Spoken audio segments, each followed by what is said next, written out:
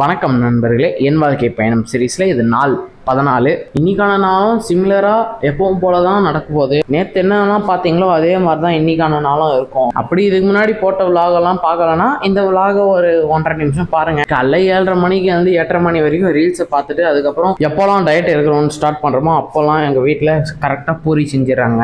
அப்படியே திரும்பவும் ரீல்ஸை பார்த்துக்கினே பிரேக்ஃபாஸ்ட்டை சாப்பிட்டு முடிச்சுட்டு ஒர்க்குக்கு ரெடி ஆகிட்டு கிளம்புறேன். பக்கத்து வீட்டில் இருக்கிறவங்க என்ன தம்பி பார்க்க ரவுடி மாதிரி இருக்க, அதுக்கு பதிலாக நான் எது ரவுடியா அப்படின்ற ஒரு ரியாக்ஷனை கொடுத்துட்டு கம்முன்னு கிளம்பி வந்துட்டேன். அப்படியே வண்டி எத்தனை வேலை செய்யறதுக்கு வந்த உடனே ஒரு ஆட்டோ பின்னாடி பார்த்தா ஒரு பிரைன் ராட் கேரக்டர் ஆட்டோவில் டிஎம்டி கம்பி பூச்சி நின்றுச்சு. அப்படியே வேலை செய்கிற இடத்துல இன்னைக்கு வல்லவன் படம் பார்த்தேன்னு இருந்தேன். கொஞ்ச நேரம் கழிச்சு பயங்கரமான மழை. ஸ்டோரி போடலான்னு பல வீடியோ எடுத்து ஸ்டோரேஜ் ஃபுல்லானது தான் மிச்சம். இரவு நேரத்தில் எங்கள் தாய்கிட்ட அந்த ரவுடியா மேட்டரை பற்றி பேசினிருந்தேன். எங்கள் அம்மா கிட்ட கேட்டது, தம்பி நீ பார்க்க ரவுடி மாதிரி இல்லை, நீ பொறுக்கி அப்படின்னு சொல்லிட்டாங்க.